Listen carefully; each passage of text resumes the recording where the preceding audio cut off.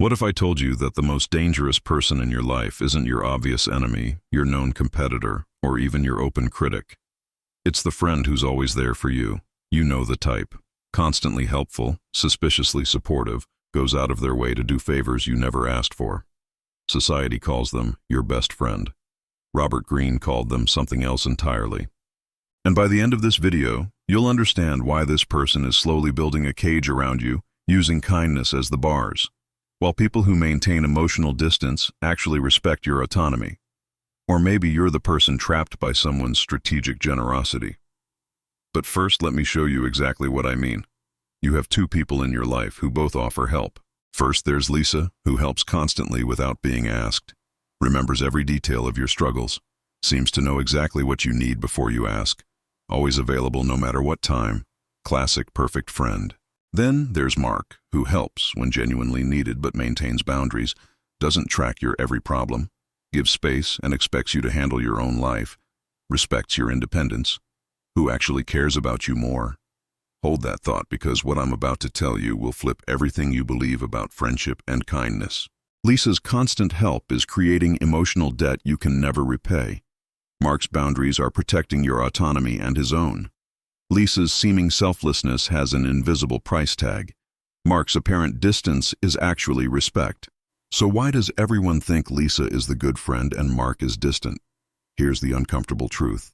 You celebrate Lisa because her behavior confirms everything society taught you about friendship, while actually being the perfect control mechanism. Greene spent his career studying manipulation, and what he discovered was this: the most effective control doesn't look like control at all. It looks like kindness, friendship, and care. Because people who use kindness to control prove that everything we've been taught about generosity and friendship is actually a masterclass in strategic manipulation that keeps you indebted, guilty, and ultimately controlled. But here's what Greene knew that nobody talks about. The person who uses friendship as control isn't always consciously malicious. They're often unconsciously strategic, using learned behaviors that society celebrates as virtue. While you think you're receiving genuine care, you're actually accumulating debts that will eventually be collected. And that collection, that's exactly what separates real friendship from strategic control disguised as care. But to understand why, we need to dig into the brutal truth about how kindness becomes manipulation. Greene wrote, "The key to power is the ability to judge who is best able to further your interests in all situations. Keep friends for friendship, but work with the skilled and competent." But what happens when someone pretends to be a friend while actually working to control you? If you've ever felt trapped by someone's kindness, this video is for you. Like, subscribe, and let's see through the mask. Leave a comment about the last time someone's excessive kindness turned out to have strings attached. That's the person using friendship as control. They're a walking manipulation disguised as care. Helps more than necessary. Remembers everything you tell them. Creates situations where you need them. Builds emotional debt through constant favors.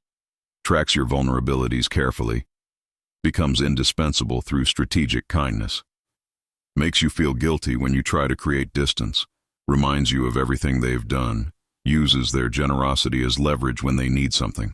And this creates prison, because if genuine friendship doesn't require creating dependence, if real care doesn't track favors for future use, if true kindness doesn't come with invisible price tags, then what does that say about all the friendships where you feel increasingly trapped by someone's goodness? But here's where it gets really interesting. Greene discovered something that explains why kindness can be the most effective control mechanism.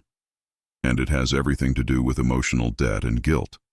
Remember that uncomfortable feeling when someone who's done a lot for you asks for something you don't want to give? Greene had a name for it. And once you understand what it is, you'll never accept unrequested favors the same way again. Quick question. When was the last time someone helped you extensively without being asked, and you felt free afterward rather than indebted? Not grateful, not appreciative. Actually free, with no sense of owing them anything. Can't remember? That's because strategic kindness is designed to create the opposite of freedom.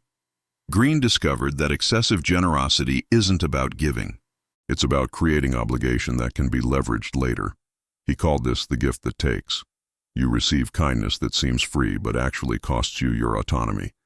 And in our culture, The biggest blind spot is not recognizing that kindness can be the most sophisticated form of control. But here's what Green knew. Strategic people offer help you didn't ask for. They do favors that create debt. They track every kindness like accountants tracking expenses. Not because they're generous, but because they're building leverage. Think about your most helpful friend.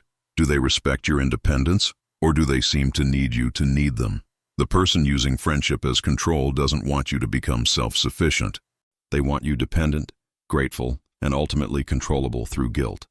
And somehow, this is the part that breaks people's understanding. Their control feels like love, because you've been taught that attention equals care when it actually equals strategy. Green wrote, "The best way to handle a situation where someone is using kindness to control you is to refuse the bait of emotional debt. What makes you vulnerable to control through kindness is that you've been taught to accept all help as genuine care. That excessive attention means someone really loves you. That constant availability means true friendship. But what if you're being strategically captured? What if the kindness is the cage? Here's what the relationship experts don't want you to know. Excessive kindness is often strategic manipulation. Everything you've been taught about accepting help graciously is making you controllable." Green wrote, "Give before you take. Give to establish a relationship, but make it a loan or favor that can be repaid. But strategic manipulators give what can't be repaid, creating permanent debt. The truly strategic understand something most never see. Kindness that creates dependence is control with a smile. While you're grateful for constant help, they're building a cage of obligation. While you're accepting favors, they're accumulating chips to cash in later. While you're feeling loved by attention, you're being positioned to be controlled through guilt. This is why their friendship feels suffocating despite being helpful. You're not experiencing love. You're experiencing strategic capture. Remember Lisa from earlier? While Mark was respecting boundaries and maintaining healthy independence, Lisa was creating situations where she seemed indispensable. Her constant help wasn't selflessness. It was investment in control she'd leverage later. Green called this Law 27. Play on people's need to believe to create a cult-like following. You don't need a cult. You just need to make one person feel they can't survive without you. But here's the really crazy part. Recognizing this feels ungrateful. It feels like you're being paranoid. It feels wrong to question someone's motives when they've been so kind. And that's exactly how control through kindness maintains itself, by making you feel bad for noticing you're being controlled, so you stay grateful, stay indebted, and stay controlled while feeling guilty for even thinking something is wrong. Green believed that when you show yourself to the world and display your talents, you naturally stir all kinds of resentment, envy, and other manifestations of insecurity. The person using friendship as control doesn't want you showing yourself to the world. They want you small, dependent, and focused on them. And that control gives them power over your life that you voluntarily gave through accepting their kindness. Now we get to the real reason society teaches you to accept all kindness gratefully. And it's not what you think. This isn't about being appreciative. This is about making you controllable. Green wrote, "The moment of victory is often the moment of greatest peril." But society needs you to never recognize that kindness can be a weapon. Think about it. Our entire social system depends on one belief, that you should accept help from anyone offering and feel grateful for it. You're taught that refusing help is rude. You're told that questioning motives behind kindness is cynical. You're programmed to accumulate emotional debt without realizing it's debt. The person who sees through friendship as control looks at this system and asks one simple question. Why do some people need me to need them? And nobody has a comfortable answer because the answer reveals that much of what we call friendship is actually strategic positioning. They have independence despite relationships, boundaries despite care, freedom despite connection. This makes them uncontrollable. Uncontrollable people threaten those who use relationships for control. But here's the deeper fear that keeps this dynamic hidden. What if everyone started recognizing kindness as potential control? What if people stopped accepting unrequested favors? What if emotional debt was seen as manipulation rather than gratitude opportunity? If that happens, people who control through kindness lose their primary weapon. They've maintained influence by giving what seems free, but actually costs autonomy. And people who maintain boundaries despite kindness prove that you can have relationships without being controlled. The person who accepts all kindness gratefully represents someone who can be controlled through their own appreciation, someone who will sacrifice their interest to repay emotional debt, someone who maintains the system by never questioning if kindness has strings. Green observed, reputation is the cornerstone of power. Through reputation alone you can intimidate and win. The person using friendship as control isn't building a reputation for kindness out of virtue. They're building leverage disguised as care. But here's where this gets personal. Because Green himself documented countless examples of how kindness is weaponized for control throughout history. Robert Greene spent decades studying manipulation and power dynamics, and his research proves this. Rulers gave gifts that created permanent obligation. Leaders offered help that made subjects dependent. Politicians used kindness to build loyalty they'd later exploit. Green documented thousands of examples of strategic generosity, help that created control, kindness with invisible strings attached. Sound familiar? That's exactly the pattern between people who maintain independence and people who get trapped by others' kindness. But here's what Green knew from studying history. He had identified something that never changes. That obligation is one of the most powerful control mechanisms. That emotional debt feels voluntary but functions like chains. That kindness is the perfect mask for control because questioning it makes you look ungrateful. And from that research came laws that explain how control actually works. The 48 laws of power, the danger of accepting too much help, the reality that gifts always have prices, the understanding that excessive kindness often signals manipulation. All of these concepts shape how strategic people protect themselves today. They all emerged from studying how kindness becomes control across every culture and era. This is the pattern throughout history's most controlled people. They felt loved by their controllers. They accepted help that created dependence. They accumulated debt through kindness they never questioned. But their perceived friends were actually their captors using care as chains. History's manipulators understood that kindness disarms resistance better than threats. The person recognizing friendship as potential control today is following wisdom learned from centuries of manipulation. And just like history teaches, they're not trying to reject all friendship. They're trying to distinguish between genuine care and strategic capture. And that discernment looks cynical to people who've never considered that kindness can be a weapon. Here's what Green knew from studying manipulation across time. The most dangerous controllers don't look dangerous. They look like your most caring friends. But maybe you're starting to recognize yourself in this description. Maybe someone's kindness has started feeling like a cage. Green wrote, "Do not commit to anyone. It is the fool who always rushes to take sides. Do not commit to any side or cause but yourself." But recognizing when friendship is actually control requires seeing these signs. Let me show you these signs. If you recognize them, understanding this will free you from kindness-based manipulation. First sign, they help without being asked and seem to need you to need them. Traditional friendship respects autonomy. They insert themselves into your problems constantly.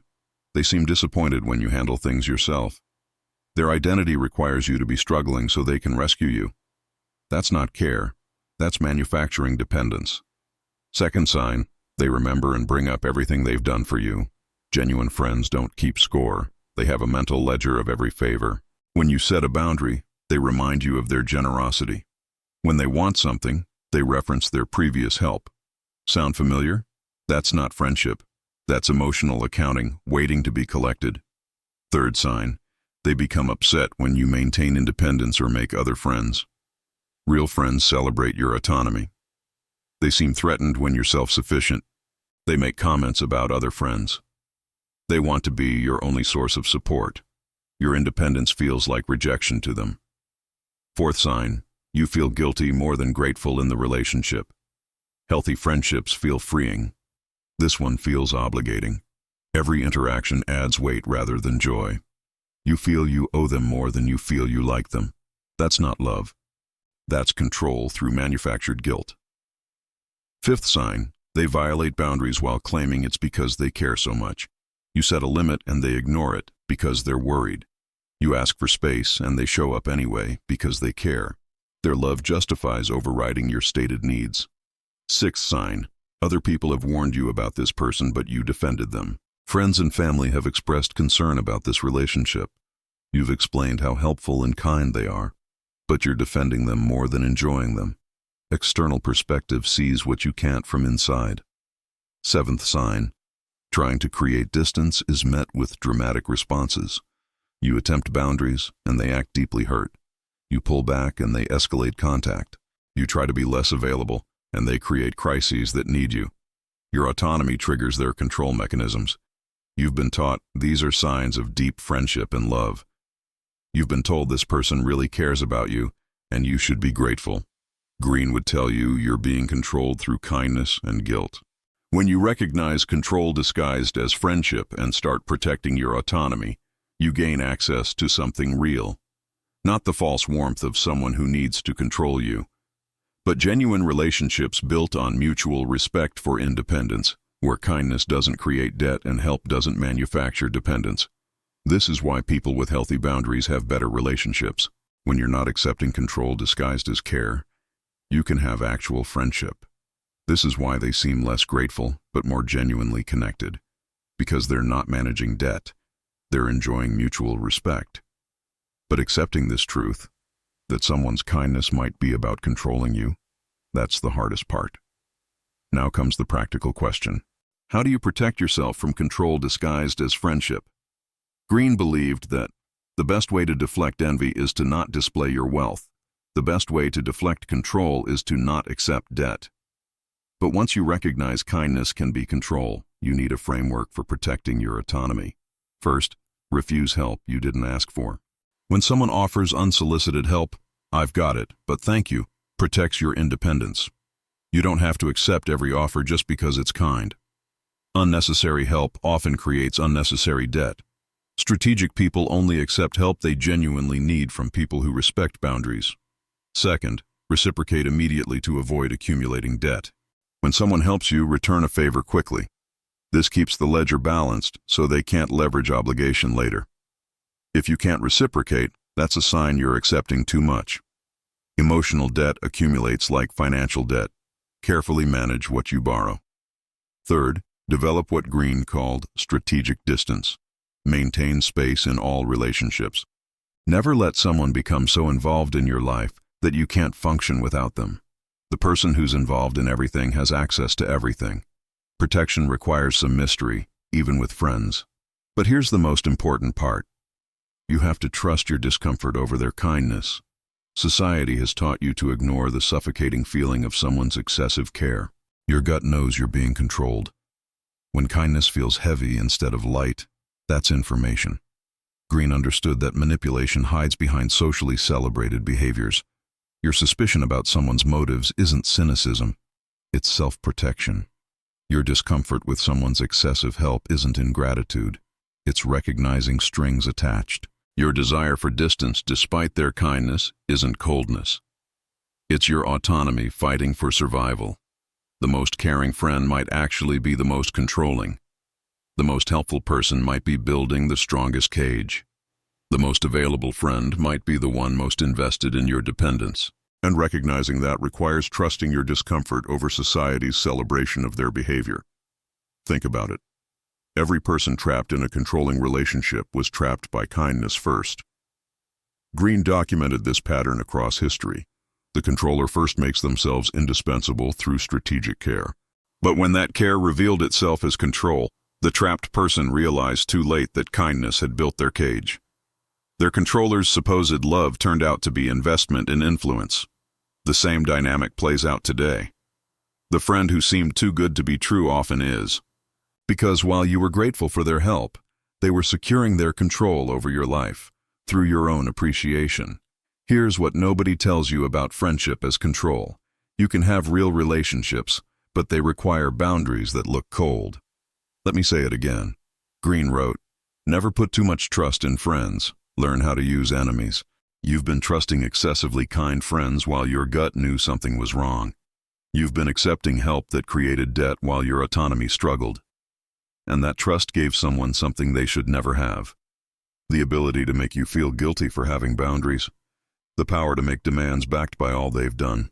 The leverage to control your choices through manufactured obligation. But protecting yourself won't make you popular with controllers. It won't fit the grateful friend narrative that control-based relationships require. Instead, controllers will call you ungrateful, distant, not appreciating what you have. They'll remind you of everything they've done. They'll make your boundaries about their hurt feelings. And that's perfect confirmation. Because people who respect you don't weaponize their kindness when you set limits. When you maintain boundaries despite kindness, controllers reveal themselves. Some people will accept your limits gracefully. Others will escalate their control attempts or play victim.